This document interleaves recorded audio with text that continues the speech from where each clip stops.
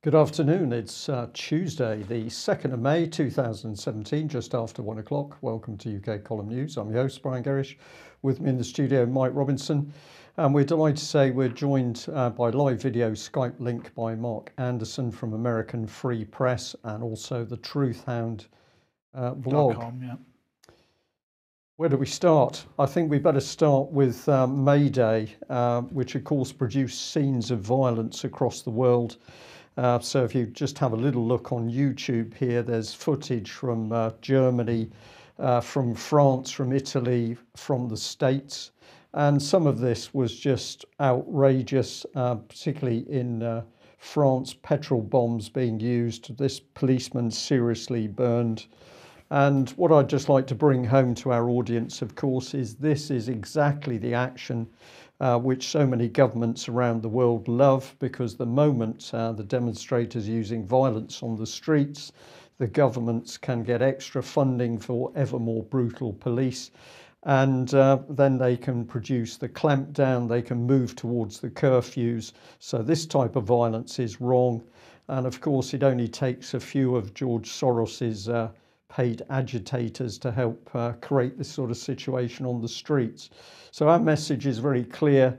If you want to stop the violence that governments are employing, then we have to be very, very measured and calculated in what we do. But of course, that doesn't mean take no action. It means take the right action. And I'll just give a mention also to Sergeant Al Blackman. Of course, he was released just before the weekend. But I was intrigued by this article in The Guardian, where he's quoted as saying, "Being out of prison is an immense feeling, but I am very conscious that my sentence is not complete. I have been released on license, and there are certain conditions which I must and will respect." Well, the UK column has consistently said this man was a conservative political prisoner. His imprisonment was designed to attack the morale of British armed forces. And we're going to guess that his conditions include gagging and a limitation on what he can say about prosecution of unlawful wars by the British government. So very, very dirty dealings. And of course, when was Al Blackman released? Just at the right time for the Conservatives to cruise off. Aren't we nice people? We've actually let him out after 3.5 years. It's pretty cynical stuff, Mike. Yes. Well, let's move across the pond then and bring Mark in a second. And first of all, we'll start off with Trump's latest reaction to North Korea. Now, I have to say that the ability to turn 180 degrees on a dime seems to be the feature of the modern political leader, Brian. And whether it's Jeremy Corbyn on the Bradbury Pound or Theresa May on whether to hold a general election or not, or Donald Trump on just about anything. But yesterday he told Bloomberg News that it would be appropriate for me to meet Kim Jong-un, and I would be honored to do it. He said, if it's under, again, the right circumstances, but I would do that. He said, most people would never say that, but I'm telling you that under the right circumstances, I would meet him. We have breaking news. So, Mark, where is Donald Trump's foreign policy at the moment? Does he actually know what he's doing? Is he just getting so many competing voices around him that he's not quite sure which way to move? Certainly, that is one distinct possibility. Hope I'm coming through okay here today. The big question with Donald Trump is this the way he is, or is this the way his advisors are urging or prodding him to be? He's got this neoconservative circle. He promised to drain the swamp, but he's surrounded by people that have a lot of very deep financial interests, many of whom are multimillionaires or billionaires themselves. And so the neoconservatives in the West Wing of the White House are certainly a big factor. His son-in-law, Jared Kushner, and H.R. McMaster has a very neoconservative pro-war attitude, as does Mattis, the defense secretary. So the big thing with Trump is just who's in charge, Donald Trump or the pro-war neoconservative wing? That is one very important question that's not fully answered yet. Okay, well, let's move on to Yemen, because this is Todd Young, United States Senator for Indiana. and he has managed to organize a group of 9 senators from both sides of the House, both sides of the Senate rather, and they've sent a letter to the Saudi ambassador in Washington demanding that Saudi Arabia ceases bombing in Yemen. So this has been led by Senator Todd Young. It includes Senators Chris Murphy, John Boozman, Patrick Lee, Cory Booker, Jeff Markley, Richard Durbin, a number of others. And they're saying that they want to alleviate the suffering of the Yemeni people. They want to lead full support to Defense Secretary Mattis' call for political settlement in Yemen, and they call upon the Saudis to refrain from bombing.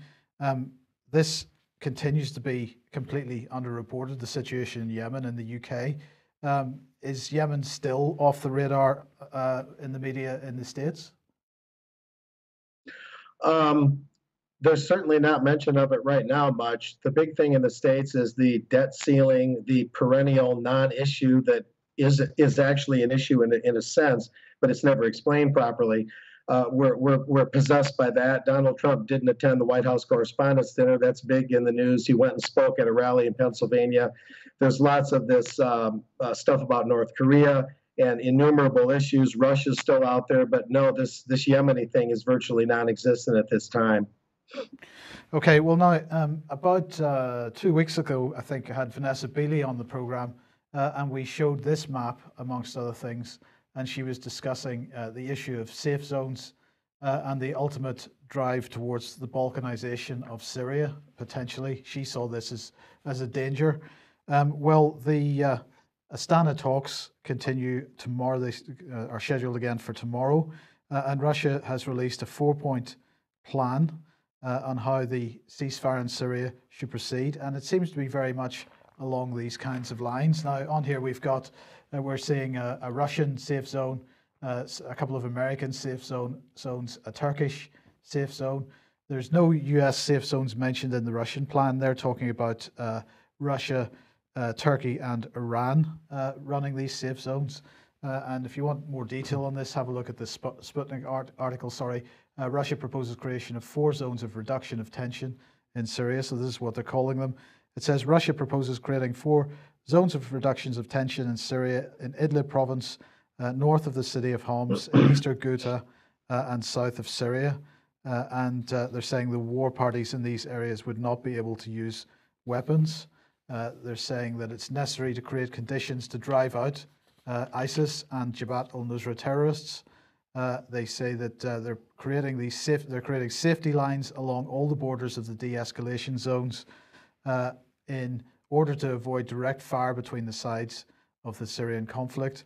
And they're saying that Russian proposals on de-escalation in Syria envisage possible deployment of guarantor states' armed groups in the country for ceasefire monitoring and the creation of joint working group to elaborate a plan with de-escalation orders shortly. So, as I say, they're talking about Russian safe zones, Turkish and Iranian. So you heard it here first, because Vanessa was talking about this a couple of weeks ago, extremely concerned about it. I think the feedback that she's getting from Syria is really the Syrian people don't quite understand what's going on here. But clearly, we're talking about Russia, Brian, and therefore they're playing a particularly clever game of chess, perhaps. That's what I think's going on, because on one hand we've got a number of people who say, oh well, the Russians have done what they've done, but you watch, they're going to play the same hand as the US, they're in the same global game. I think there's something very subtle going on here. Of course, it's the US and the UK that are pressing for regime change. Assad has got to go, and then we're going to break up and partition the country. So what have the Russians done? They've got in first. They've made the suggestion. They're not saying Assad's got to go. They're saying Assad stays, but we need to actually get the country more secure by bringing in these safe zones. So more or less, it's now thrown the whole debate back in the UK-US camp, and I think it's going to make it very difficult. Absolutely. For them, sorry. Yes. For the US and UK. Absolutely. Well, in parallel, of course, we've got this whole rhetoric over chemical weapons use in Syria, and over the last number of weeks, suggestions from the UK that should there be any further chemical incidents in Syria, that the US and the UK would have to get involved in some way. Well, here we have Human Rights Watch, George Soros-backed organization, of course, saying that Syrian government forces have used what they're describing as deadly nerve gas in 4 recent attacks. They say it describes a clear pattern of chemical weapons use that could amount to crimes against humanity. Of course, there's no evidence presented. Well, it's a minor problem for the US and UK. You don't need evidence if... Absolutely not. No evidence required. According to Kenneth Roth, the executive director of Human Rights Watch, he said the government's use of nerve agents is a deadly escalation and part of a clear pattern. In the last 6 months, the government has used warplanes, helicopters, and ground forces to deliver chlorine and sarin in Damascus, Hama, Idlib, and Aleppo. That's widespread and systematic use of chemical weapons. Let's see the evidence, please. And I'll just mention this article that's gone up on the UK Column website yesterday, because this next 4 weeks is the critical time. We had Boris Johnson saying a week or so ago that, of course, the issue of whether or not Parliament would have to give approval to military intervention for UK military intervention in Syria, that issue would have to be tested. Well, of course, we now have the situation that as of tomorrow, Parliament is dissolved. Therefore, there is no Parliament to make a decision either way. And I'm suggesting here that that is puts us into a high-risk period for intervention. And I end up here quoting Vanessa from yesterday, making the point that the White Helmets have moved into a particular area of Syria, and she's expecting to see a new chemical weapons video appearing in the not-too-distant future. That's all it would take. And so I think that's why we're in this high-risk. And then we would have a decision made by, not a Westminster decision, but this would be effectively an emergency meeting by Boris and Fallon and Theresa May. Well, exactly, because while MPs lose their seats, while there's a general election, they vacate their seats, they're unemployed as MPs, including Theresa May. She is unemployed as an MP, but she is never unemployed as a Prime Minister until there's a new government formed. And so the executive continues to operate, and she would simply use the royal prerogative to cause the intervention. Yeah. Meanwhile, the public's kept in the dark. Absolutely. Yeah, totally. Do we want to bring Mark in here for a bit of comment? Any thoughts, Mark? Certainly, it's a very perilous time. You guys are very astute in bringing this out. That's the main thing I would say. The executive always leans towards war. That's, of course, an historical lesson that we all ought to know if we don't know it already. And this harkens back to 2013 when I met Congressman Justin Amash in Battle Creek, Michigan, and they signed a letter to then President Obama against a U.S. intervention in Syria. And at that time, the bombs were ready, the planes were ready, I understand, to go into Syria for the first alleged chemical attack. So this is recycling now 4 years later, from the summer of 2013 till now. They just won't give up. They don't want to take no for an answer. The U.S. and the U.K. could not go into Syria then, but they're chafing at the bit to go in now. And all indications are that they'll very well likely try this trick, this maneuver that you guys are talking about. So they don't want to give up. They don't want to hear the word no, like the Congress tried to in the U.S. back then. They tried to say no. So they don't want to hear it. The neoconservatives are relentless. So you guys are pointing out something very scary, but very important to get out there. So we'll see if they can hold off war once again. Adrian in the chat box making the point that Assad had invited the Organization for the Prevention of Chemical Weapons to Syria to investigate the most recent alleged attack. This is something that the Russians have called for as well. I think the OPCW is now an utterly discredited organization because they're basing their allegations of recent chemical attack in Idlib on what? On testimony from the White Helmets, which in itself is a discredited organization now. They didn't go there. They didn't get any on-the-ground data. They didn't do any kind of forensic investigation on the ground. All that happened was that bodies were sent to Turkey, and apparently, if you believe the British government, some bodies were sent, or some material anyway, was sent to Porton Down. and they were able to identify sarin, or as they described it, a sarin-like substance, as part of those autopsies, and that whatever material was sent to Porton Down. Nobody knows what the circumstances were. How did those people get killed? Were they killed? Seems to have happened in the Rashdeen. Yeah, it's the provenance, isn't it? It's the provenance of the evidence and the due diligence in how that evidence is then handled on its journey back to a lab to be forensically investigated. And of course, there's no provenance and there's no due diligence. So any results are automatically highly suspect. Absolutely. Well, let's move on to other defence matters now. A couple of weeks ago, we had this image of the F-35 up, and the headline was "Stealthy Price Tag." Well, it appears it's not such a stealthy price tag anymore, because this is the GAO, the Audit Office in the United States, basically pushing out a report yesterday saying F-35 Joint Strike Fighter, DoD needs to complete development testing before making significant new investments. What are they saying here? They're saying that cascading F-35 testing delays could cost the Department of Defense over $1 billion more than currently budgeted to complete development of the F-35 baseline program because of problems with the mission system software. It was the mission system software that was being crowed about in recent war games, I do believe. Well, they were crowing about it, Mike, as if it had been fixed, but clearly it hasn't been fixed.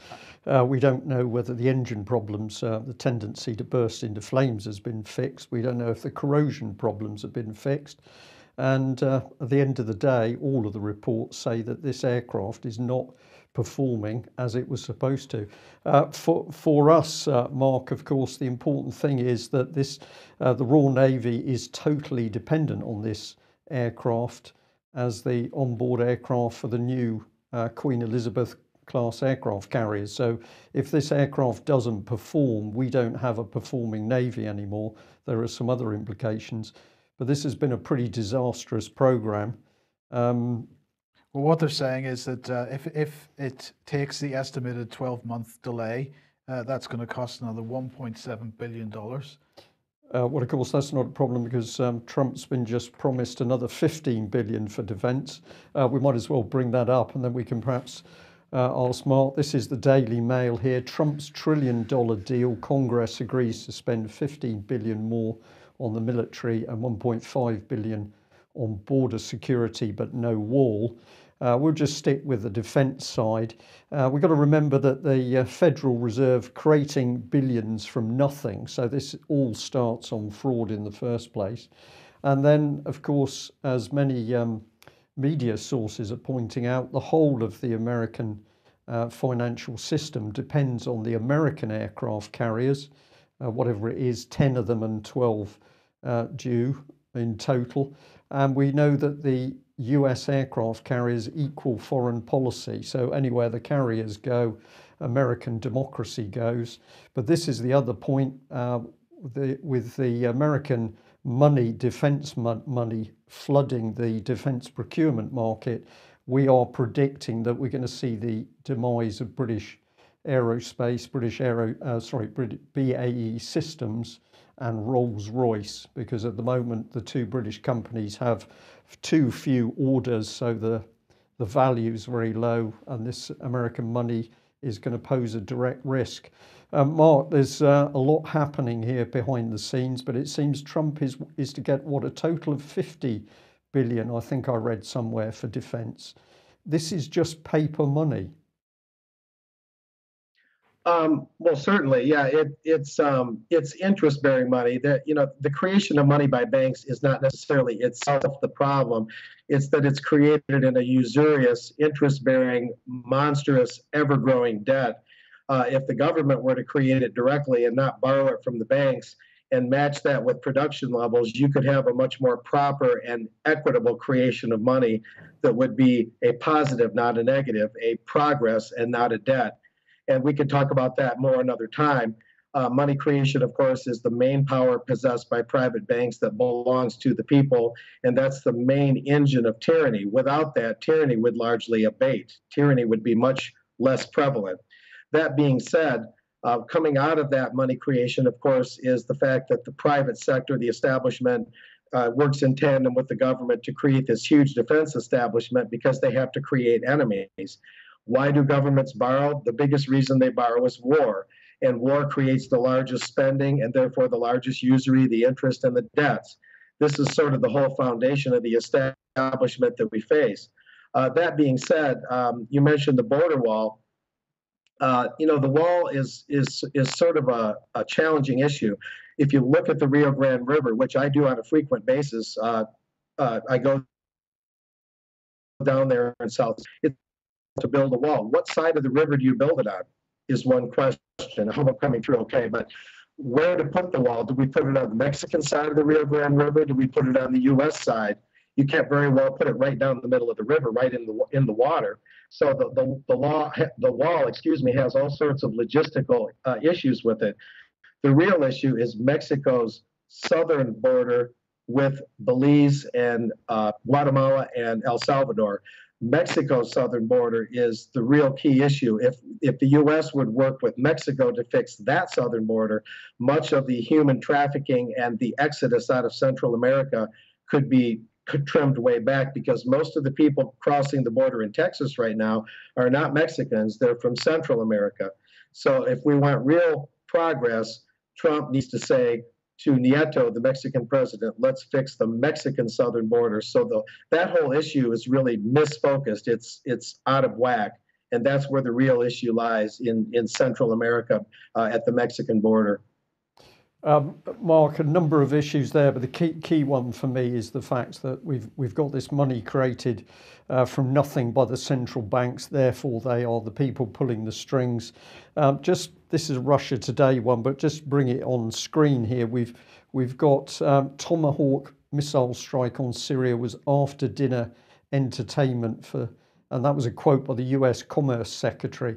I've just put a label on it. Death is after dinner entertainment for the low empathy personality.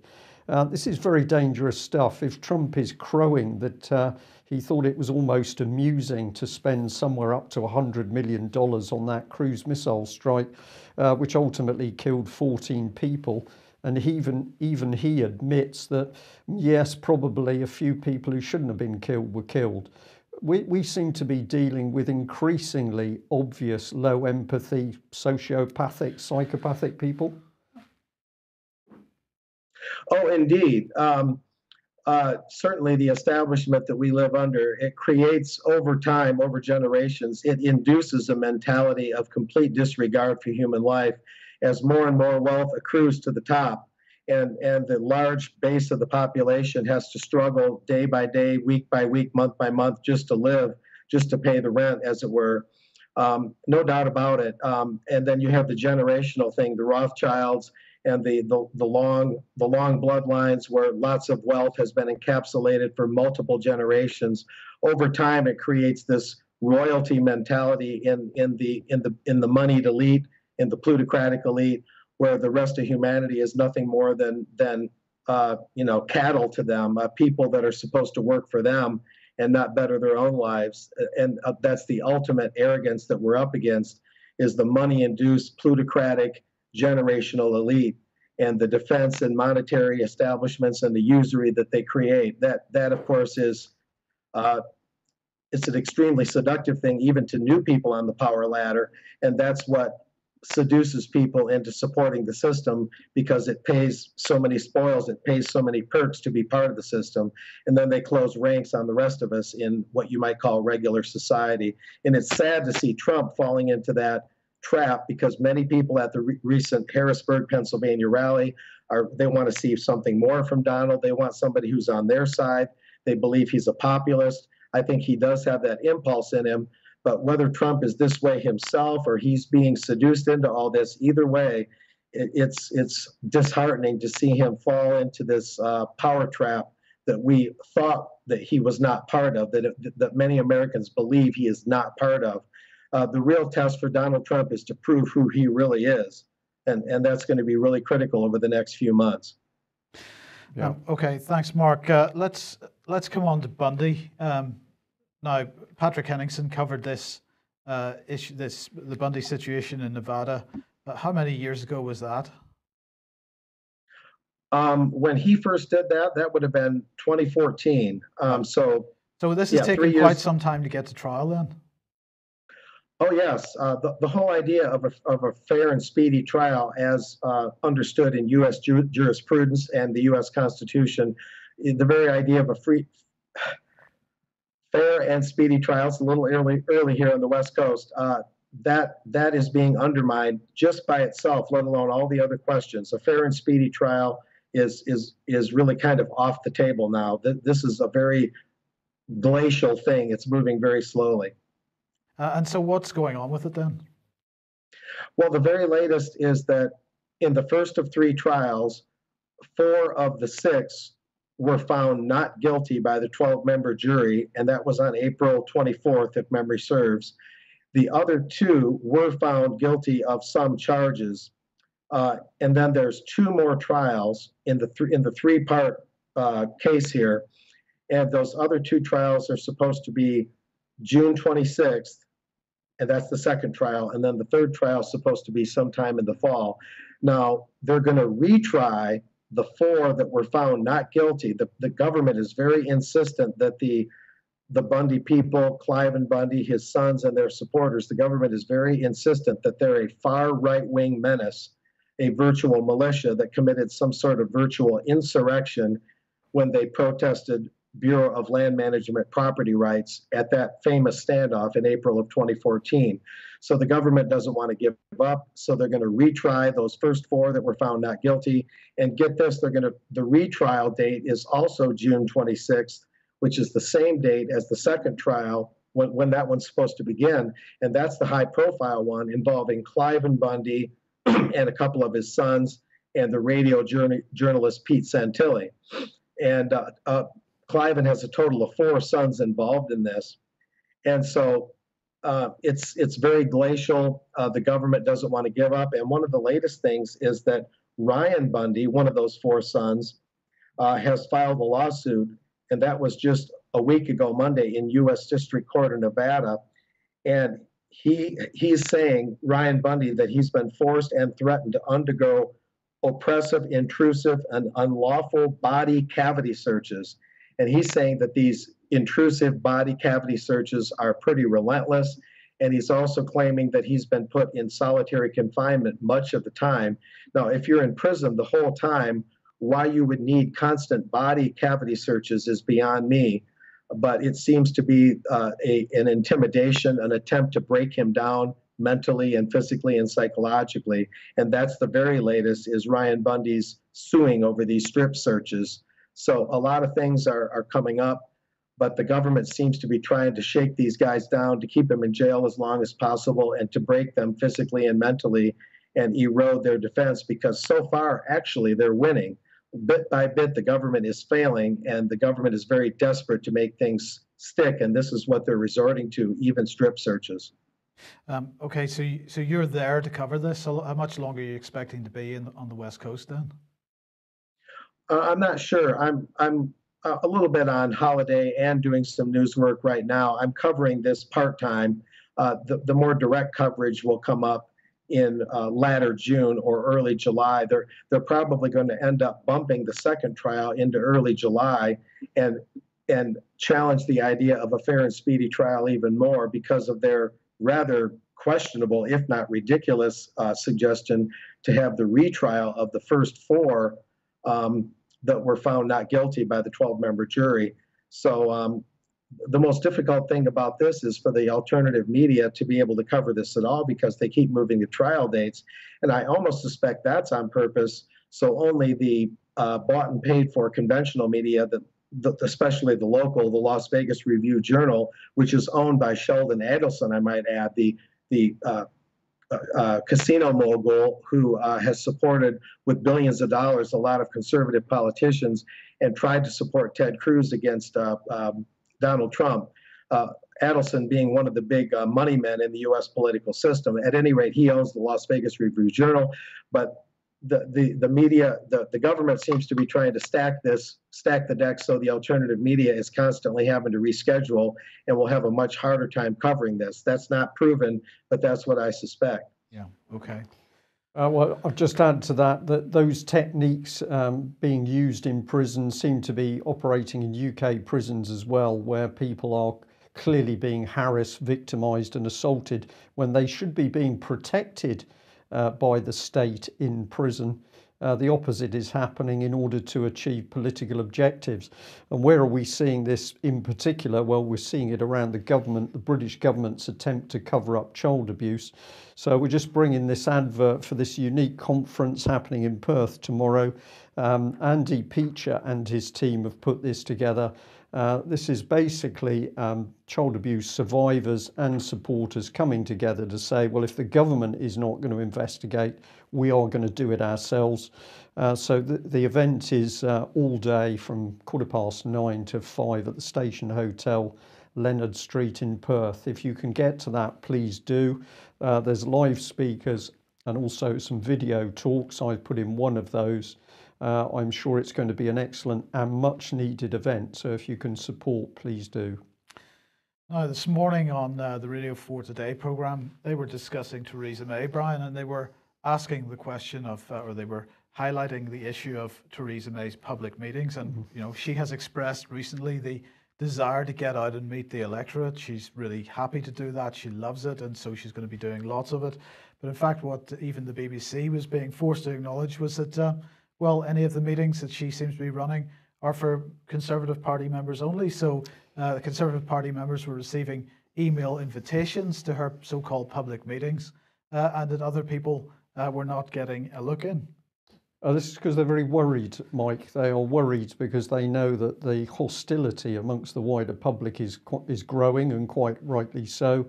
The other thing is that Theresa May has shown herself to be gaffe prone, and who knows what may come out of her mouth. I think she's looking very wobbly. I think this lady could have a breakdown. She would need to be replaced.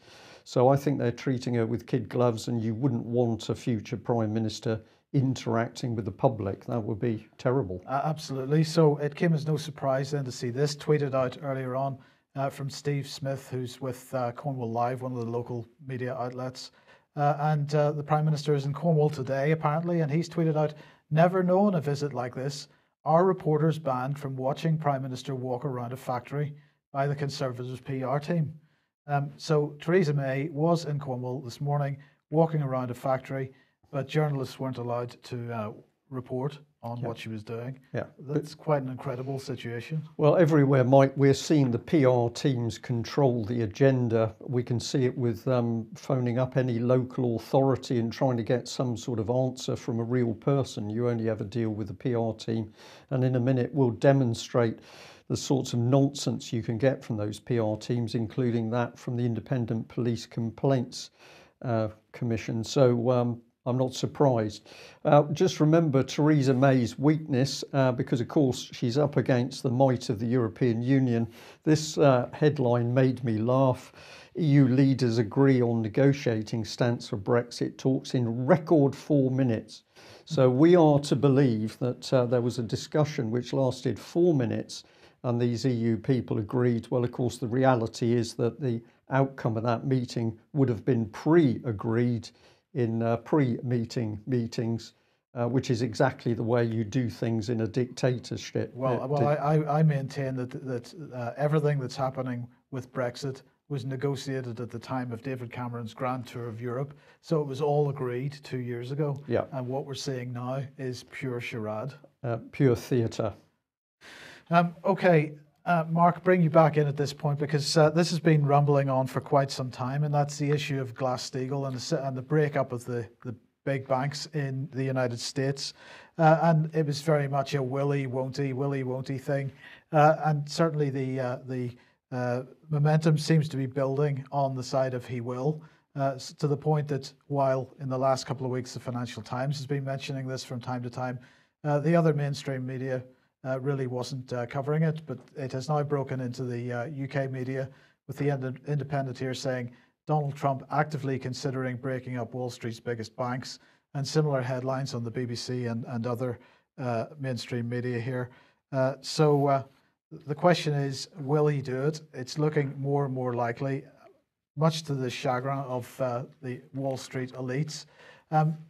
I'm kind of dropping this on you from a great height because I didn't tell you we were covering this. But have you any thoughts on whether he will actually deal with this issue? I don't know. Excuse me. This is a difficult one to answer. I can say that when you've been part of the New York business establishment for as long as Donald Trump has in real estate, and Donald Trump for many years, his attorney was the influential Jewish attorney Roy Cohn. Roy Cohn cut his teeth as the legal counsel to Joe McCarthy, the Wisconsin senator back during the communist scare, the famous senator that had the probe of communists in the US government. That's where Roy Cohn came from. Well, fast forward, Roy Cohn was the attorney to Donald Trump for many years when Trump got into real estate through his father.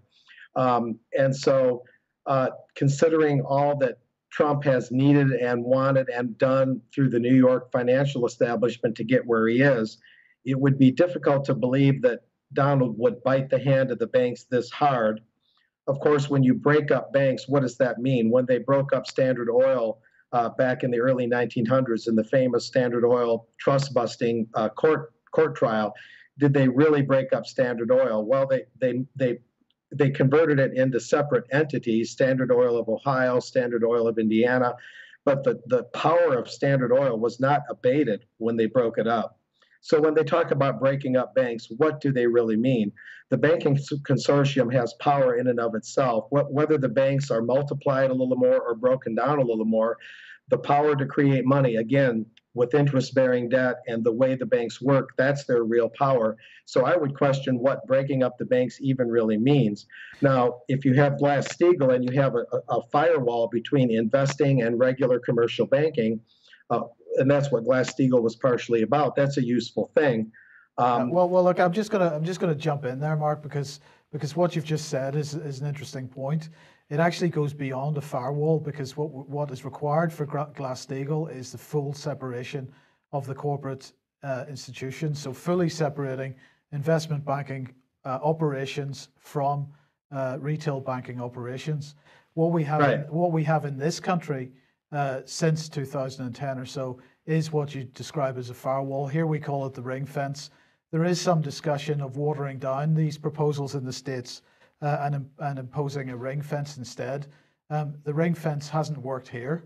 It's not going to work anywhere because it's not really achieving the main aims of separation, of proper separation. All it's doing is putting a PR spin on a minor restructuring, and so I mean, you're right. These are all key points.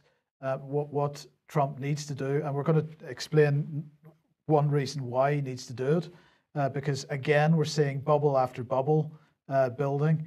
In this case, ETF Daily News highlighting the corporate debt levels.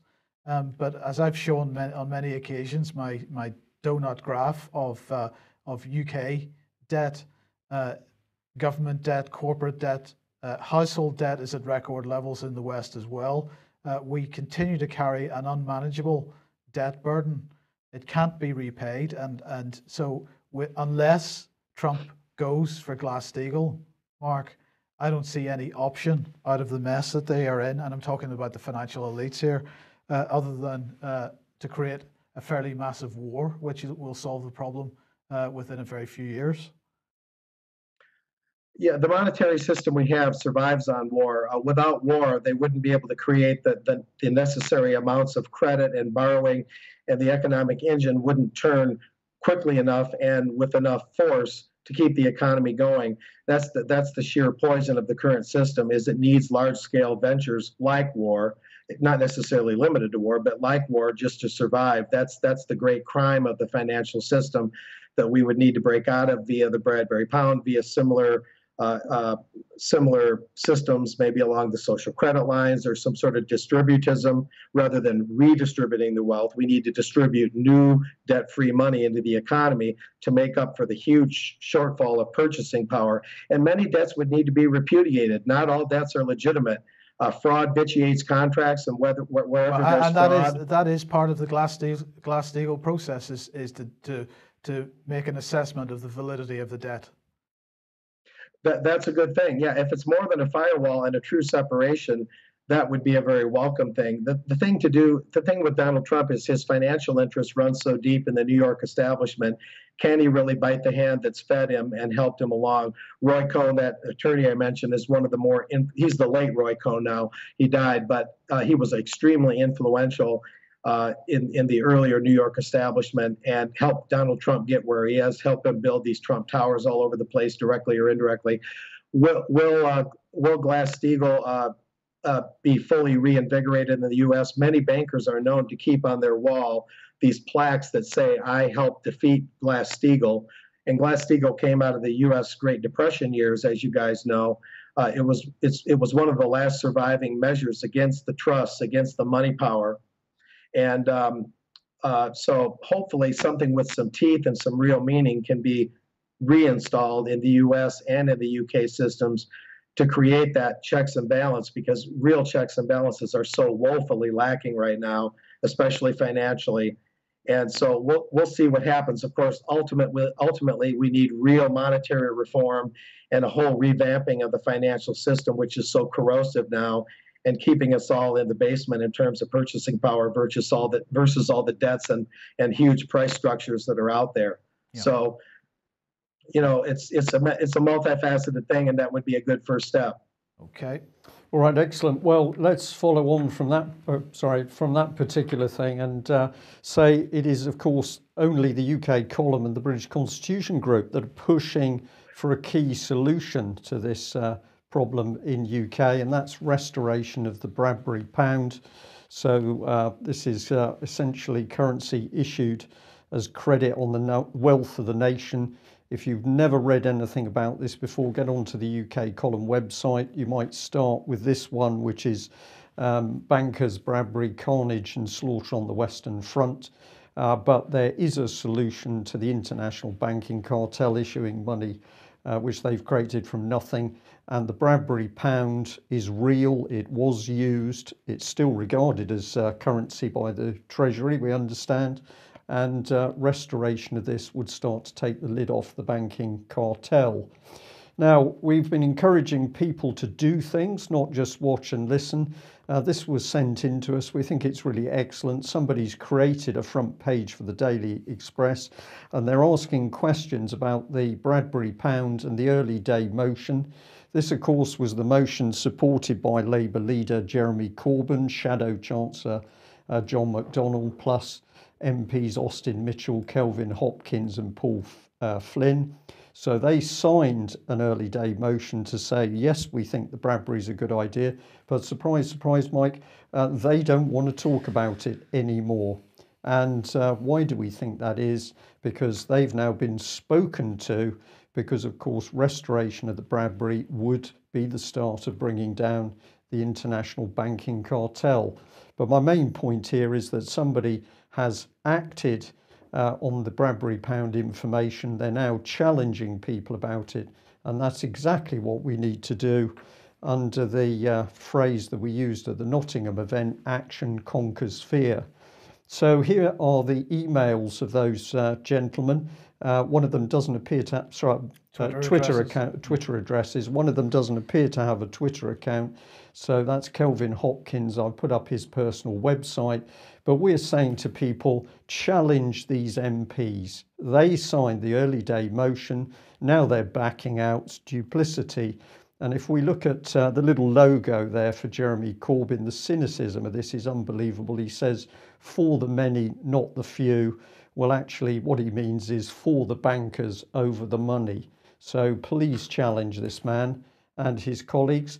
And also bring you back to the UK column again. There's a whole wealth of information. If you simply search for Bradbury, and you'll find a whole list of articles talking about why the Bradbury is so important and why we need to support the restoration.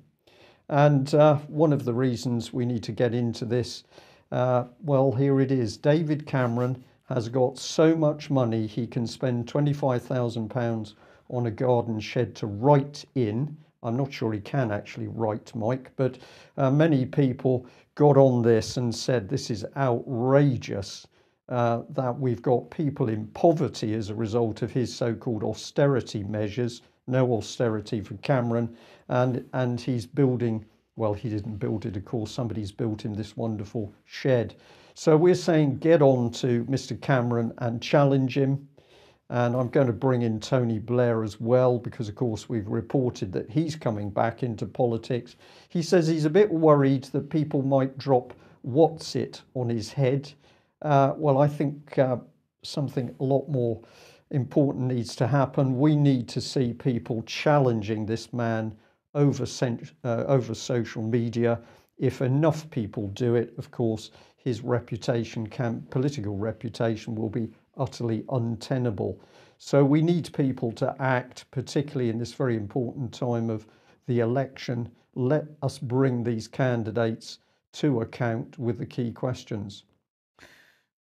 Are we doing the IPCC story? We keep that till tomorrow. I think we'll keep it till tomorrow, because we're just about there on time. So if you're waiting for that update on the Independent Police Complaints Commission and Common Purpose, we will cover that tomorrow. Mark, we're going to say thank you very much for joining us, because we know your time zone means it is still in the middle of the night where you are in the States. So thank you very much for getting up and speaking to us, and we'll be delighted to have you on board again. You're welcome. Thanks for having me. Okay, thank you. That's the end of today's UK Column News.